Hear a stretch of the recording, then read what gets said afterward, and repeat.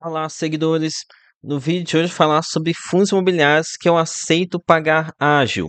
Aqui é o Thiago PS, seu canal Fique Esperto. Antes de começar aqui para a lista desses fundos, aqui vai ser um vídeo bem prático. Vou mostrar para vocês de onde que tive essa ideia desse vídeo. Então, teve aqui há algum tempo atrás o Falcon da NET escreveu aqui o seguinte em um dos comentários: "FII só vale a pena descontado. Quase um caso de turnaround. A dica é nunca comprar com ágio." E aqui eu discordo do Falcon, tá? Provavelmente ele tá bastante. É um dos vários investidores que estão revoltados assim, com a postura de muitos gestores que realmente estão fazendo de tudo para aumentar o patrimônio da sua gestão. Realmente tem muito gestor que fazendo comportamento vergonhoso, né? Mas temos boas gestoras ainda, principalmente entre as pequenas que têm feito um bom trabalho. Talvez muito que não tem distribuição de grandes corretoras tem que mostrar serviço, né? Mas enfim, aqui eu respondi para ele o seguinte: tem alguns que só com desconto mesmo. Os turminha mais rolezeta tá querendo crescer a qualquer custo. Mas tem alguns que pagaria ágio. Aqui comentei, até rende um vídeo. Fundos que eu pagaria ágio. Ok, então, feita aqui a introdução, vamos para a lista desses fundos. O primeiro que é um fundo que eu pagaria, acho, tranquilamente, é Canuck 11, o fundo high yield CDI da Kinea. Aqui no momento que estou gravando, tá aqui no final de fevereiro, tá? Então, tá ainda mais esticado ainda, tá aqui com 4% de ágio. E aqui já vi muita gente falando aqui, meio que olhando com meio torto aqui para esse ágio, mas para ser bem sincero, é que você não vai conseguir comprar no VP ou com desconto não, tá? É melhor você tirar seu cavalinho da chuva ou esperar sentado aqui para comprar esse fundo com deságio. Isso porque o mercado ele é muito carente de fundos de papel CDI. A gente até encontra papel CDI nos FIAGs, mas muita gente não está disposto ao risco elevado dessa classe. Tem também alguns fundos CDI nos FINFAs, mas a maioria deles são fundos ultra high grade, com prêmios menores que CDI mais 1%, acaba que não fica tão atrativo. Mas aqui em fundo de papel mesmo, a gente tem Canuck, VGIR, KNCR e RBRY, sendo que cada um desses outros tem alguns probleminhas. O que é bem redondinho mesmo é só Canuck 11, mas aí quando não tem problema no fundo, o problema fica no ágio, né? Mas enfim, que o primeiro fundo que eu pagaria ágio, Canuck 11. Vamos aqui para o segundo fundo que eu aceitaria ágio. KNHY11, aqui é o Kinea High Yield indexado IPCA. Aqui, atualmente, ele está sendo negociado até com pouco ágio, tá? Apenas 1% de ágio. Agora aqui, isso porque estamos no final do mês, próximo da Datacom. E KNHY ele está vivendo aqui um momento ruim, ele está numa fase ruim, está enfrentando aqui inflação baixa, o que está impactando os rendimentos. Tem a questão de ter problema aí com o devedor patriano, tiveram que vender no prejuízo. Enfim, teve aqui sim alguns problemas, mas o histórico dele é um dos melhores que a gente tem no mercado. Então, eu não acho que é porque teve algum problema aqui durante alguns meses que a gente deve excluir completamente o fundo. Então, KNHY11 para mim é com certeza um ativo que eu aceitaria pagar ágio, tá? E aqui tô falando de pagar ágio até mesmo em fundo de papel, é algo que muita gente demoniza, mas enfim, não é o ideal, mas enfim, o ideal é não pagar ágio, mas se você não está pagando aquele ágio super elevado, então já é menos mal, né? Ok, vamos agora aqui para um fundo de equity, Snell 11, outro aqui que tem muita gente fica com o pé atrás nesse ágio aqui do fundo. Mas antes, fazer aqui uma propaganda dos benefícios do clube de membros aqui do canal.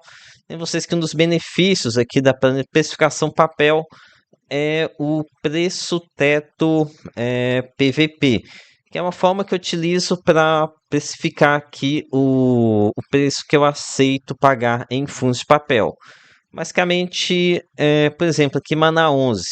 Mana 11, devido a ser um fundo com uma carteira bem redonda, não tem nenhum caso de escândalo, está entregando muito valor, eu aceito pagar nele 3% de ágio.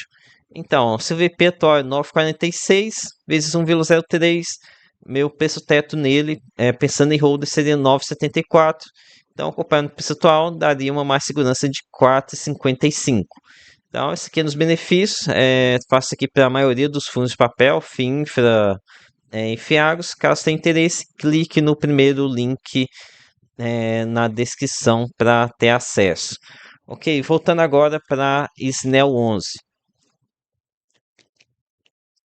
Então, esse aqui é um fundo de equity, que ele paga para 10 centavos, com rendimento de 1,17. É um rendimento aqui de fundo de papel middle risk. No entanto, aqui não se trata de um fundo de papel, né? Um fundo de equity que a gente tem crescimento de renda. Então, seria como se você ter um fundo de tijolo remunerando a 1,17. Então, está pagando aqui muito mais do que o fundo de tijolo. Isso é claro que aqui tem mais risco nessa questão de geração distribuída, tem a questão do risco regulatório, realmente é uma possibilidade. Se né, o 11 tem aqui, mexe com o desenvolvimento de usinas também, então tem mais alguns riscos, mas enfim, para mim é uma remuneração legal. Mas muita gente acaba deixando de comprar o ativo porque bate que o olho vê lá, tá com 1,04 de PVP, tá com 4% de ágio. Ah, então não vou comprar não. Olha, aqui pra mim acho uma besteira isso daí, tá? Realmente quando você tá com um ágio aqui é bem difícil você esperar uma valorização, porque a qualquer momento o gestor pode soltar uma emissão e travar a valorização, né? No entanto, aqui em Snell 11, eu acredito que a gente tenha um VP defasado. Isso porque o fundo, no início, a estratégia inicial dele era de aquisição de usinas em desenvolvimento, ou seja, que não estavam gerando renda ainda. Daí agora, nos últimos meses, há pouco tempo, essas usinas foram conectadas, então vão começar a gerar renda. Então, não sei exatamente quando que a revisão de VP em Snell 11, mas acredito que a gente deve ter um crescimento desse VP com essas novas usinas. Ok? Então, esse aqui é um ponto para se levar em consideração. Deixa eu ver se tem aqui mais algum ponto. Acho que é isso, né? Aqui para Snell 11 seria isso. Também não vejo problema aqui nesse. Acho aqui para o fundo, para o investidor que ele está focado em renda. Ok, vamos aqui agora para o próximo fundo, a FHI11.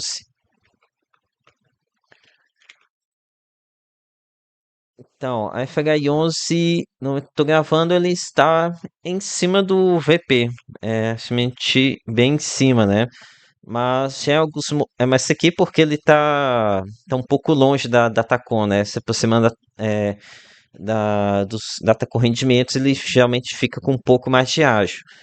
E olha, aqui também é um fundo que eu aceitaria pagar ágio. É um fundo de qualidade muito elevada que a gente não tem nenhum motivo aqui para se preocupar com o gestor. Esse aqui é um daqueles casos onde eu disse que as gestoras pequenas vêm fazendo um trabalho melhor do que as grandes. Aqui a gestora tem até como estratégia se mostrar que ela é mais precotista do que as demais do mercado. Então, aqui prestar bastante atenção nos fundos de gestoras pequenas, tá? Estou preferindo gestoras pequenas, fundos pequenos, do que fundos grandes que têm demonstrado pouco interesse nos cotistas. Isso acontece porque, por exemplo, tem a Valora lá fazendo um monte de trambicagem lá, um monte de coisa esquisita no hedge fund deles. Eles fazem isso mesmo sabendo que o vai desagradar o mercado, mas como eles sabem que tem o poder de distribuição dos assessores da XP e de outras corretoras grandes, acaba que eles não se importam tanto em desagradar o mercado mais informado, né? Aqueles investidores que buscam informações. Então, aqui a FHI11 com certeza não vai entregar os melhores dividend yields, né? Aqui é um rendimento um pouco mais avançado, até porque a gestão está caminhando mais para o lado do high grade. Mas enfim, aqui é um fundo que eu aceitaria pagar ágio. Ok? Vamos aqui para mais um fundo que eu aceitaria pagar ágio. CDI 11, o FINFA CDI da Esparta. Vamos ver quanto que tá o ágio atualmente. Tá aqui com 1% de ágio. Então até que tá com ágio tranquilo agora, tá? Mas isso aqui é só porque agora que o rendimento de fevereiro do CDI 11 foi de 1,14. O rendimento foi prejudicado pela baixa quantidade de dias úteis do mês de fevereiro. Mas o normal aqui de CDI 11 tá um preço bem mais esticado, tá? Até pouco tempo atrás, um mês atrás, estava aqui perto dos R$ 110. Então, daria o que de acho?